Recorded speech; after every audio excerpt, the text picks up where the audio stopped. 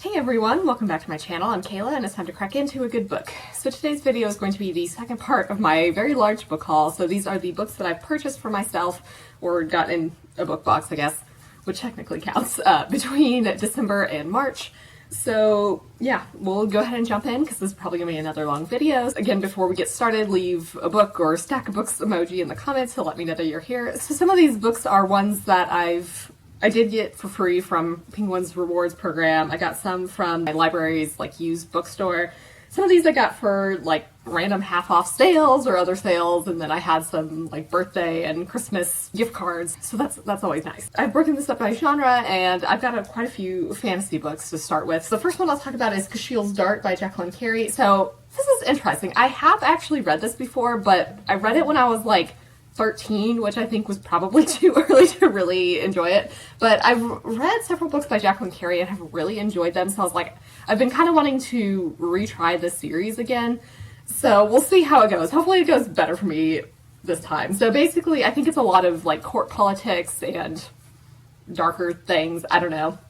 But basically, we have Phaedra, who's a young woman with a unique gift. She's been pricked by Kushiel's dart, and so it's experiencing pain and pleasure as one, so that's kind of, I think, the more adult topics, I guess. So she's trained in the courtly arts and onto the bedchamber, so she observes, remembers, and analyzes her clients and learns their darkest secrets, and basically finds a secret that reveals a plot to threaten the very foundation of this place. So hopefully I enjoyed this one more than I did when I originally read it. So the next two books are actually part of a series. So we have The Case of the Spellbound Child and Jolene. Both of these are by Mercedes Lackey. I don't know what installments these are, but these are in the Elemental Master series, which is kind of, well, originally it started out as retold fairy tales, and there's elemental magic, and then she kind of veered away from that a little bit.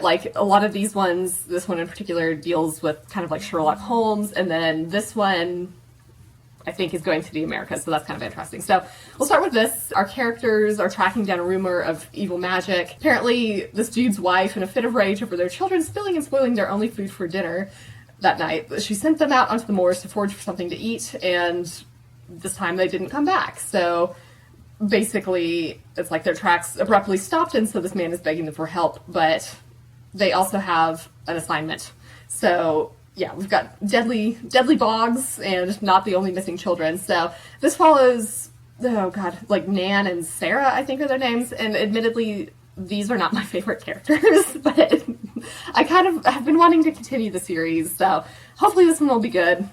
And then Jolene, we've got Anna Mae Jones, who's the daughter of a coal miner, but she's been kind of sickly and confined to the house. So basically her mother sends her to live with her aunt, who's a witchy woman and elemental master, in a holler outside of Ducktown. So Anna learns new skills and discovers that she also has a gift for elemental magic called, the Glory. And then I guess she's also getting lessons from a mysterious and bewitching woman named Jolene, which every time I look at this cover and remember the title, I get Jolene by Dolly Parton stuck in my head, which, to be honest, that's not a bad thing because that's my favorite song of hers. So I'm here for it, but that's a complete side note. But basically, yeah, her powers get noticed, and the guy who's the foreman of the mine kind of takes an interest in her abilities, even though I guess she's already fallen in love with a young man with this talent for stone carving, and so she's trying to oppose the foreman and protect those around her. So yeah, I mean, hopefully these books will be good. I think the newest one in the series just came out in January, and I think that's also set in America, so I don't know, I've got some catching up to do. But yeah, I mean, I think as a whole this series has kind of gone a little bit downhill over time, but it's still something that I'm interested in, so hopefully these two will be pretty good. Next we have Dawnshard by Brandon Sanderson. So this did come out as an ebook a while ago, and this is part of the Stormlight Archive, but I wanted to get it in hardcover or in print edition, which just came out in February because, I mean, the Stormlight Archive is great. So I was yes, I feel like I wanted this. And also it's novella. It's 300 something pages, I think. So it's kind of an interesting size though. Definitely a smaller hardcover, but basically here this takes place between Oathbringer and Rhythm of War. So we've got a ghost ship that's discovered, its crew presumed dead, trying to reach this storm-shrouded island, and so Navani is basically trying to make sure the island hasn't fallen into enemy hands. Knights Radiant who go too near find their stormlight drained, so they have to go by sea. So we've got a ship owner who has this companion Cherry, which I think we saw a little bit of in Rhythm of War. They're trying to go to the ancestral home of the Larkin, and Cherry's one of these. They're trying to uncover the secrets of the hidden island city before the wrath of its ancient guardians falls upon them. So yeah, I really don't know much about this, but I'm definitely excited to get to it because, like I mentioned, I really do like the Stormlight Archive. Next we have The Grace of Kings by Ken Liu. So this is the April, I believe, book club pick for the Space Pirates book club, so I'm excited to get to it. It's, rather chunky, and I feel like I've heard so many good things about it that it's been one that I've been wanting to try out, so, it's convenient that this is chosen for book club. But basically, I think this is inspired by Chinese history. We have this archipelago that was once divided into 7 kingdoms with shifting alliances and constant battles. And then, I guess, the king united these into one empire. Some people thought it would bring peace and end to the turmoil, but basically it brought stagnation, suffering, the anger of the gods, and of rebellion. So we have one character who's a bandit. He's more concerned about being well-liked than the affairs of the empire until he meets his match, who's the free-spirited daughter of a well-regarded family.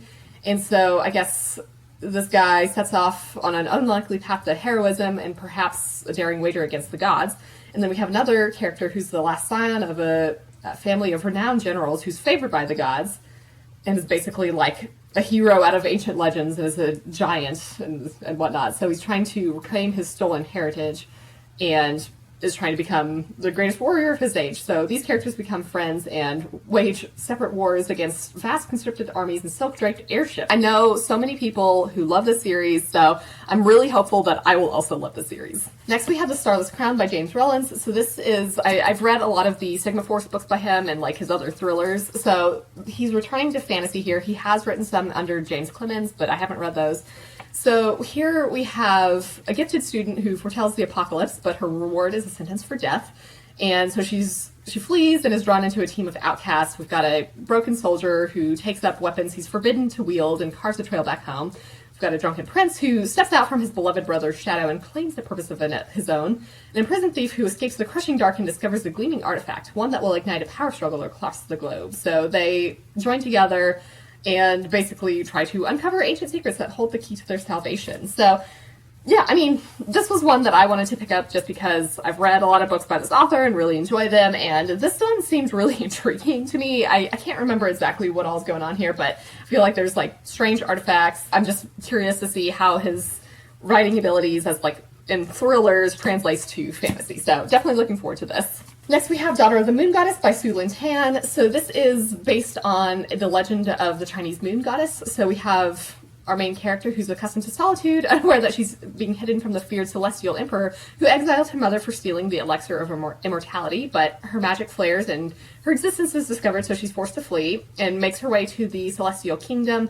She disguises her identity and trains alongside the emperor's son. And of course, there's passion flaming between her and the prince. And so she is trying to save her mother and goes on a quest and confronts legendary creatures and enemies and will essentially have to challenge the emperor for her dream. And there's some sort of bargain in which she's torn between losing all she loves and plunging the realm into chaos. So, it's the first in a duology. So, yeah, I mean, this is just beautiful. I was really excited about this. I love any sort of retelling, like I'm sure you've heard me mention, and this is not something I'm super familiar with, this legend, so I'm, really excited to learn more about it. Next, we have this giant beast, which is House of Sky and Breath by Sarah J. Maas. So I did get the Barnes & Noble exclusive edition, which has, I think, an extra chapter or something like that.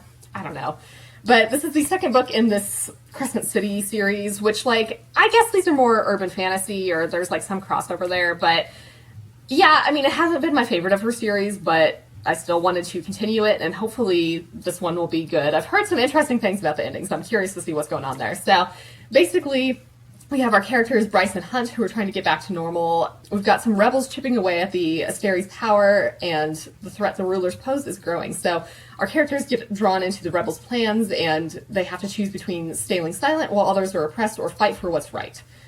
So, it's like they've never been good at staying silent. So, yeah, I mean, this has a lot of interesting things going on. There's, like, fae, of course. There's werewolves. I feel like there were, like, demons or vampires or something. I don't know. It's been a while since I've read the first one, so I should probably try to find like a recap of that. But I don't know. I do enjoy Sarah J. Maas's books and series in general, so this was definitely one that I wanted to pick up. Next we have The Justice of Kings by Richard Swan. So this is the first in a new epic fantasy series, I guess. So we have the Empire of the Wolf that simmers with unrest. Rebels, heretics, and the powerful patricians all challenge the power of the imperial throne. Only the Order of Justices stands in the way of chaos. So we've got our main character, I guess, who's the most feared justice of all, upholding the law by way of his sharp mind, arcane powers, and skill as a swordsman. At his side stands Helena, who's his talented protege, who's been orphaned by the wars that forced the Empire. So they're investigating the murder of a provincial aristocrat and unearth a conspiracy that stretches to the very top of imperial society. This is one that recently came out, I think it was in February, but I've heard a lot of good things about it from people that I am friends with on BookTube, so I feel like I'm going to enjoy it, but I really I think the main thing that drew me here was this, like, murder mystery situation.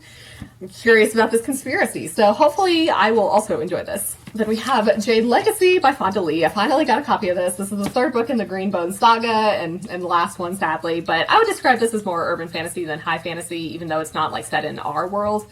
But this series has kind of been, like, I don't know, the Godfather mafia sort of stuff, and there's like really interesting jade magic. Jade is now coveted throughout the world. Everybody wants the supernatural abilities it provides, and there's been a lot of struggle over the control of jade. The main family has been kind of battered by war and tragedy and are plagued by resentments and old wounds as their adversaries are on the ascent and their country is riven by dangerous factions and foreign interference. I've really loved this series. Like, I know it doesn't work for everybody, but I think it works really well for me, despite not being like super into mafia stuff. Like, I've really enjoyed this, so I can't wait to see how it ends, but I'm also like not emotionally prepared for it, I think, so it'll be a good time though.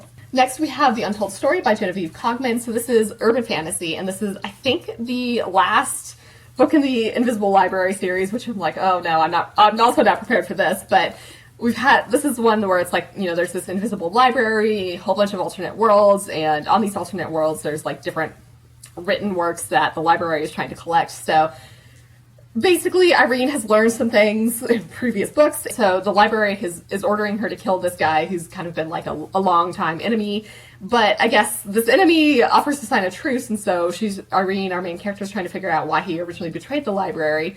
So she's having to trace his past across multiple worlds and into the depths of mythology and folklore to find the truth and uncover why the library was first created. So I've really loved this series. I think Irene is just such a fun main character. She's like really witty and dry, I would say, but she's very smart, and I like this sort of like magic language that they use. So there's like fae and dragons. I've liked all the different alternate worlds, and I'm sad that this is ending, but I think it's like an ending for now, possibly, in that, you know, Genevieve Cogman may revisit this world at some point later, which hopefully that's true. Next we have The Bone Spindle by Leslie Vedder. So this is YA fantasy, and this was like a kind of retelling of, I think, Sleeping Beauty, but also there's like some Indiana Jones elements. So we have a bookish treasure hunter who doesn't believe in true love. We have a warrior who likes cracking skulls, pretty girls, and doing things her own way.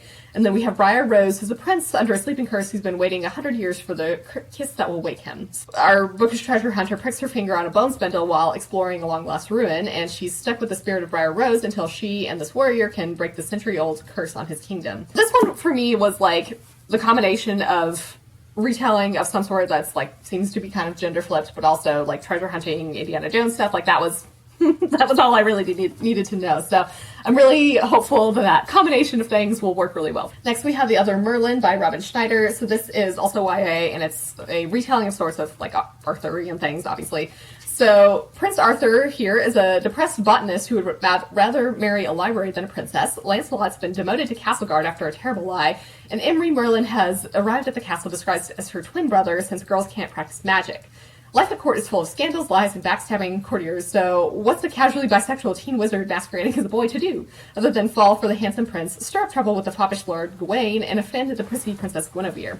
When the truth comes out with disastrous consequences, Imry has to decide whether she'll risk everything for the boy she loves or give up her potential to become the greatest wizard Camelot has ever known. So it's more of like a wacky retelling, I think, of Arthurian legends, but I've heard that it's pretty funny overall, and, you know, I do love, again, a good retelling. So this was one that I just picked up. I think this was one that I got for half price, so that was exciting. So then we have some sci-fi books, and the first one I'll talk about is The Rush's Edge by Ginger Smith.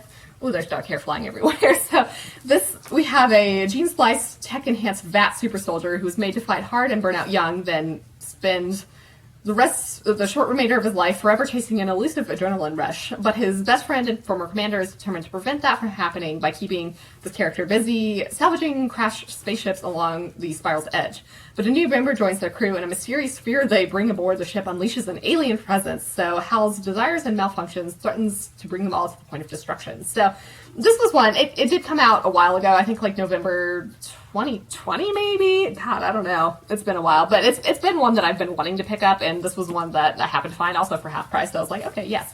But this sounds like a fun combination of things. I like that we're salvaging crashed spaceships, and I'm really intrigued by this mysterious sphere and the alien presence. Next we have Hunt the Stars by Jessie Mahalik. So this is the first in a new sci-fi romance series for her. And I've read her previous series, The Consortium Rebellion, and I've really enjoyed that, so this was an auto-buy for me. So we have Octavia, who would do anything to keep her tiny, close-knit bounty-hunting crew together, even if it means accepting a job from Torrin Fletcher, a ruthless former general and her bitter adversary. So he offers her enough credits to not only keep her crew afloat, but also hire someone to fix her ship, so she can't refuse, basically. But there's one catch. With so much money on the line, he and his crew insist on joining the hunt. So Tavi agrees because while the handsome, stoic leader pushes all her buttons for both anger and desire, she's endured worse, and the massive bonus payment he's promised for a completed job is reason enough to shut up and deal. But they uncover a deeper plot that threatens the delicate peace between humans and Valofs? I don't know. She just suspects that Torrin has been using her as the impetus for a new war. And with the fate of her crew balanced on a knife's edge, she has to decide where her loyalties lie, with the quiet Valof who's been lying to her, or with the human leaders who left her squad to die on the battlefield, because this time her heart is on the line. So, yep. I'm really excited for this. I thought the previous trilogy was super fun. It was like, some great sci-fi and some really great romance, I thought. So, I'm curious to see what this new series is like. Oh yeah, and it looks like Octavia is actually a female bounty hunter, so that's fun. Definitely an enemies to lovers romance here, and yeah, I'm sure I'm gonna love this. This was one that I pre-ordered because I was like, I can't wait for it. Then we have Barbarian Alien by Ruby Dixon. So this is sci-fi romance, and this is they're reprinting these books in like special print editions that have it's like the main story, and then it's like the little novellas that come afterwards to kind of wrap up a particular couple's storyline. So here we have Liz, who's trying to find a way off this alien planet that she's stuck on, but she meets Rahosh, who's the surliest and stubbornest alien who won't leave her alone, and she might just be okay with that. So yeah, we've got these 12 humans who are stranded on a wintry alien planet, and in order to survive, they have to take on this symbiont that wants to rewire their bodies to live in this brutal place, and Liz likes to call it a cootie, and her cootie's a jerk because it also thinks that she's the mate to the biggest, grumpiest alien of the bunch. This alien thinks that the cootie's right, so he steals her away from the group, determined to make her fall for him or else. Liz is like, I don't know about that, so she's pretty stubborn and is trying to fight this instant attraction. So yeah, that's basically all we need to know there. But this is the second book of the Ice Planet Barbarian series, and I mean, I'll be honest, I do like the physical print editions, and I thought the first one was really fun. It's just like a highly entertaining sci-fi romance, and it doesn't take itself too seriously, which is, I think, important for this particular concept. But yeah, hopefully this one will be enjoyable. I have heard mixed things about this particular installment, so we will see. The next three I'll talk about are the ones that have come in the unplugged book boxes. This is January, February, and March. So January, this was A Curse in Ash by Julie Xantopoulos. So this is urban fantasy. Everyone knows that you don't mess with Fae on a new moon, but the Fae that Aisling deals with don't need a thin veil to cross and jeopardize her carefully created life. As a powerful witch, she's battled for agency in realms determined to control her. Now she has a circle of friends she loves, a job where she excels, and a craft she's perfecting. So we've got this handsome stranger magically linked to her and the Fae fiancé who won't leave her side until threats against her life stop, as if that will ever happen. So Aisling has trained in magical use, self-defense, and secrecy, but no amount of training prepared for a curse that hits so close to home. And she's never anticipated having two men by her side ready to fight and die with her. So that sounds like a lot of fun for me. I, again, love urban fantasy. This author is actually a fellow booktuber, so that's kind of cool. Then we have A Lullaby for Witches by Hester Fox. So this is more historical fiction with maybe some like supernatural vibes. So we've got this one woman from a well-to-do New England family who never fit in with the drawing rooms and parlors of her kin. She's called instead to the tangled woods and wild cliffs surrounding the family's estate, and she grew both stranger and more beautiful as she cultivated her uncanny power. And so, she's called a witch, and her power began to wind itself with the tendrils of something darker. 150 years later, we have Augusta, who takes a dream job at Harlow House, which was this historic home of this family that's now turned into a small museum, and she kind of finds a reference to this daughter that has basically been expunged from the historical record and is very intrigued by this mystery. And so as she digs deeper, something sinister unfurls from its sleep, a dark power that binds one woman to the other across lines of blood and time. I've been wanting to try out Hester Fox's books before, and I was really excited that this came in the February box. So yeah, hopefully it'll be fun. Hopefully it'll be like a great mystery with some supernatural vibes. I mean, we've got sinister powers and witches. Right, and so then we have Not the Witch You Wed by April Asher. This is paranormal romance. So we've got this magicalist witch, Violet, who wants nothing to do with this alpha wolf shifter, Lincoln, who broke her fragile teenage heart, but they're forced by arcane supernatural laws to find mates, so they fake date their way into fake mating to buy themselves time, but old feelings make a reappearance, as well as Violet's magic. So there's nothing fake about their feelings, but there's old secrets and looming threats that could snatch away their happily ever after again. One thing's for sure, magic doesn't make love and dating any easier. So this seems really fun and just, I don't know, I'm really liking this trend of paranormal rom-coms. I think hopefully this will be really entertaining, but yeah, it's the first in a new series. Definitely looking forward to this. So then I have a YA horror book. So this is, I think it's horror. This is No Beauties or Monsters by Tara Gogin. I did get this for free from Penguin's Book Rewards program. But this came out in December, I think. So Riley hasn't been back to the U.S. military base in 29 Palms since her father died. She left a lot of memories out there buried in the sand of the Mojave Desert, memories of her dad, her old friends, and most of all, her enigmatic grandfather who cut ties with her family before he passed away. But her mom's new work assignment has sent them back there, and Riley is in the one place she ever wanted to return to. But at least, her old friends are happy to welcome her back, but, just some of them, because one of them has actually vanished into the desert, and there's whispers around town of a mysterious killer on the loose. But it's not only this place that feels frightening, there's something wrong with Riley, too. She's seeing things she can't explain, visions of monstrous creatures that stalk the night. And it all seems to be tied to her grandfather and the cabin he left behind. Riley wants the truth, but she doesn't know if she can trust herself. I was particularly intrigued by this setting. That's something that just very much appealed to me. But it seems like a really fun, interesting horror book. I'm very curious to see what's going on with this town and these murders and creatures. Maybe they're real, maybe they're not. I don't know. Okay, so then we'll make our way through the stack of thrillers. The first book I'll talk about is I'm Still Alive by Kate Alice Marshall. So this is more of survival thriller, I think, rather than the horror books like Rules for Vanishing and Our Last Echoes, but I really enjoyed both of those and was just kind of wanting to try out the rest of these. I've heard less positive things about this one in general, but still wanted to try it. Also got it for free with Penguin's Book Rewards program. So just as cabin has burned to the ground, the father she was just getting to know is dead, and she's stranded alone in the Canadian wilderness, but she's still alive for now. So she only has her father's dog for company, and so she's foraging and hunting for food, building shelter, and scheming how to find her way back to civilization.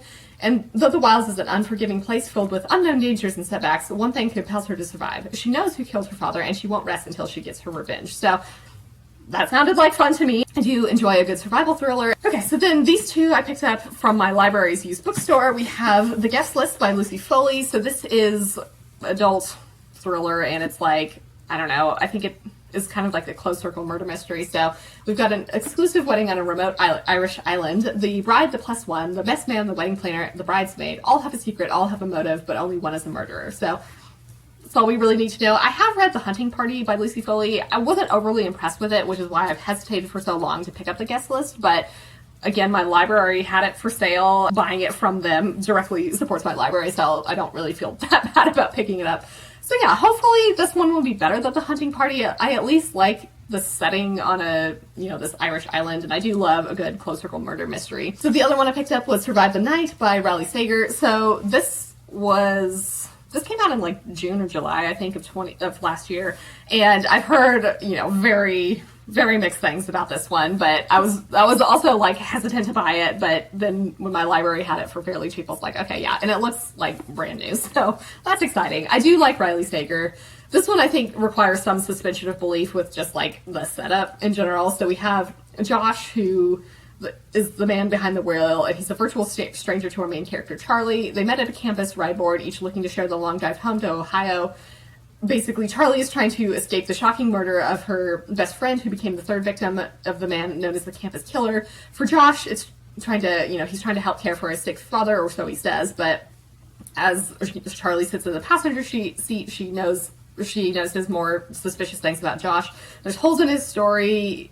He doesn't want her to see the inside of the trunk, and they're traveling alone on this empty, twisty highway in the dead of night, and so she starts to think that he might be the campus killer. So, yeah, I mean, that sounds fun. It sounds like it could be really tense, and I'm curious to see if this guy is actually the serial killer. And so, yeah, I mean, I think this does take place in the 90s for a specific reason, because I think they were not supposed to have, like, cell phones or something, because, like, if they did, then the whole plot would unravel. So, I think there's, like, some kind of going along with that just for the story to make sense. But I'm okay with that. I think we'll see how it goes. Next we have Say You're Sorry by Karen Rose. I think this is romantic suspense, possibly. So we've got a serial killer on the loose, preying on vulnerable women. The only identifiable mark the killer leaves are letters, sometimes one, sometimes two, all carved in the torsos of his victims, and together they spell Sydney.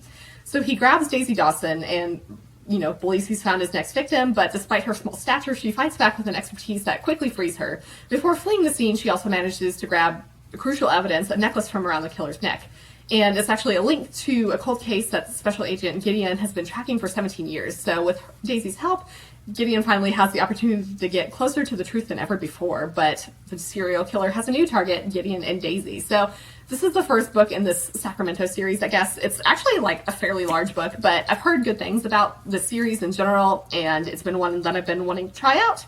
Because, yeah, I mean, serial killers are rather interesting. Next, we have The Sorority Murder by Allison Brennan. So we've got Lucas, who's obsessed with the death of Candace, who left a sorority party one night and never came back. Her body was found after 2 weeks, but the case grew cold, and 3 years later, while interning at the medical examiners, Lucas discovers new information, but the police aren't interested. So he thinks he has several credible pieces and isn't sure how they fit together, so he creates a podcast and encourages listeners to crowdsource what they remember, and invites a guest lecturer who's a former U.S. Marshal to come on and share her expertise. New tips come in, and they convince, and these characters are convinced that they're actually onto something. One of the callers turns up dead, and another hints at Candace's secret life, which is a much darker picture than Lucas imagined, and one that implicates other sorority sisters. And then I guess the U.S. Marshal discovers that Lucas is hiding his own secret, so there's some pressure on to solve the murder, and Lucas has to come clean about his real motives in pursuing this podcast. So, yeah, I mean, that sounds fun to me. I like that we've got this true crime podcast element. That was, I think, a big draw for me. Next, I have Every Last Fear by Alex Finley. So this came out a while ago, but it finally came out in the mass market. I guess it's like the weird tall mass market edition anyway. So after a long late night of partying, we have an NYU student who returns to his dorm room to devastating news. Nearly his entire family, mom, dad, little brother, and sister, have been found dead from an apparent gas leak while vacationing in Mexico. The local police think it's an accident, but the FBI and State Department seem far less certain, and they won't tell Matt why. So the tragedy makes headlines everywhere because it's not the first time this family has been in the spotlight. Matt's older brother, who is currently serving a life sentence for the murder of his teenage girlfriend, was the subject of a viral true crime documentary suggesting that this brother was wrongfully convicted, but, the country has rallied behind Danny, and Matt actually holds a secret about his brother that he's never told anyone, because I guess the night this girlfriend died, Matt saw something that makes him believe his brother is guilty of the crime. So he's aided by a skilled FBI agent and has to unearth the truth behind the night that sent his brother to prison, putting him on a risky path that forces him to confront his every last fear. So I've heard good things about this. I've been wanting to try it. This author just came out with a new book, I think in March, and that also sounds good. So I wanted to read this one first before jumping into that, because you may as well see if, this writing style and everything works for me. But I feel like that sounds like an intriguing mystery. Next, I have Death by Dumpling by Vivian Shin. So this is a cozy mystery, and it's the first book in the series. I've been wanting to try it out because I'll admit, it's a big cover draw for me. I don't know. Something about this just really appeals to me. And I do highly enjoy titles of cozy mysteries. So The last place Lana thought she would ever end up is back at her family's restaurant, but after a brutal breakup and a dramatic workplace walkout, she figures that a return to the Cleveland area to help wait tables is her best option for putting her life back together, even if that means having to put up with her mother, who is dead set on finding her a husband. So her love life soon becomes yesterday's news once the property manager of this restaurant turns up dead after a delivery of shrimp dumplings. But how could this have happened when everyone on staff knew about his life-threatening shellfish allergy? So the restaurant is under suspicion for murder, and the local media is in a feeding frenzy, but we've also got a gorgeous police detective who keeps turning up for takeout. So it's up to Lana to figure out who's behind this killer order before her own number is up. So that just sounds really fun, honestly, and I feel like I've heard good things about the series in general, so I wanted to try it out. I haven't read a ton of cozy mysteries, so we'll see how well that really works for me. Next, we have The Overnight Guest by Heather Gudenkoff. So this is, I think, a sort of closed circle, isolated murder mystery type thing. So we have a true crime writer who doesn't mind being snowed in at the isolated farmhouse where she's retreated to write her new book. It would be perfect if not for the fact that decades earlier at this house, 2 people were murdered in cold blood and a girl disappeared without a trace. We've got a snowstorm that's worsening, and so she finds herself trapped inside this house, haunted by the secrets contained within its walls, haunted by secrets of her own. And then she discovers the small child in the snow outside, and brings the child inside and starts looking for answers, but soon it becomes clear that the farmhouse isn't as isolated as she thought, and someone is willing to do anything to find them. So for this, I was really drawn in by the snowstorm aspect, and seems like it could be like a really claustrophobic thriller just taking place in this farmhouse. Next, I have the Book of Cold Cases by Simone St. James. So this just came out, and we have a true crime blogger who gets more than she bargained for. So in 1977 in Oregon, there were some lady killer murders. 2 men seemingly randomly were murdered by with the same gun with strange notes left behind. Beth Greer was the perfect suspect, a rich, eccentric 23-year-old woman seen fleeing one of the crime scenes. But she was acquitted and she retreated to the isolation of her mansion. So then in 2017, we have Shay, who's a receptionist, but at night she runs this true crime website, which is a passion fueled by the attempted abduction she escaped as a child. And so she ends up interviewing Beth, and they meet regularly at Beth's mansion, though Shay's never really comfortable. Items move when she's not looking, and she could swear she's seen a girl outside the window. The allure of learning the truth about the case from the smart, charming Beth is too much to resist, but even as they grow closer, Shay senses something isn't quite right. Is she making friends with a manipulative murderer, or are there other dangers lurking in this house? So I think this will be a combination of, true crime elements, but also, paranormal elements if, working off of Simone St. James' other books is anything to go by. So I really liked The Sundown Motel. Hopefully it'll be just as good, if not better, than The Sundown Motel. Next, I have The Deepest of Secrets by Kelly Armstrong. So this is the last book in the Rockton series, which is something that I've really enjoyed. Again, Kelly Armstrong is an auto-buy author for me. We have this hidden town of Rockton, and we have Detective Casey Duncan. It takes place in the Yukon wilderness, and the community survives and thrives because the residents' many secrets stay just that, secret. But these secrets are starting to come to light, and basically no one is safe now, so they're trying to find the culprit while protecting those who've been thrust into the spotlight. People are starting to turn on each other, and one of the loudest complainers turns up barely alive, and so it's clear that the trickster is actually a murderer. The threat of exposure is reaching its breaking point, and no one knows what's going to happen next. So, I don't know. I've really enjoyed the series. It's been so much fun. I really like the characters. I love the setting, and I don't know. I feel like this town is definitely full of secrets. So I'm sad that this series is ending, but I'm excited to see how it concludes. The last of the thriller books I have is A Flicker in the Dark by Stacey Willingham. So when Chloe was 12, 6 teenage girls went missing in her small Louisiana town. By the end of the summer, her own father had confessed to the crimes and was put away for life, leaving Chloe and the rest of her family to grapple with the truth and try to move forward. But 20 years later, Chloe's a psychologist in Baton Rouge and is getting ready for her wedding. She kind of feels sometimes out of control of her own life as the troubled teens who are her patients. But then we have a local girl who goes missing and then another, and so that terrifying summer comes crashing back. Is she paranoid, seeing parallels from her past that aren't actually there? Or for the second time in her life, is she about to unmask a killer? So this that premise sounded interesting enough to me anyway, like serial killers and dealing with potential family members being, responsible for that. I like the setting in Louisiana. I think that should be interesting, and I feel like I've heard that this is very fast-paced and very engaging. Finally, the last set of books is romance. So the first one I will talk about is Finding Her Edge by Jennifer Yacopelli. This is YA romance, and this is also one that I got for free from Penguin's Book Rewards program. So this is a sports romance, and we have our main character who has gold medalist parents, and her older sister's headed to the Olympics, so Adriana wants to live up to the family name and stand atop the ice dance podium at the Junior World Championships. But fame doesn't always mean fortune, and their legendary skating rink is struggling under the weight of her dad's lavish lifestyle. The only thing keeping it afloat is the deal to host the rest of Junior World's team before they leave for France. And that means training on the same ice as her first crush, Freddie, the partner she left when her growth spurt outpaced his.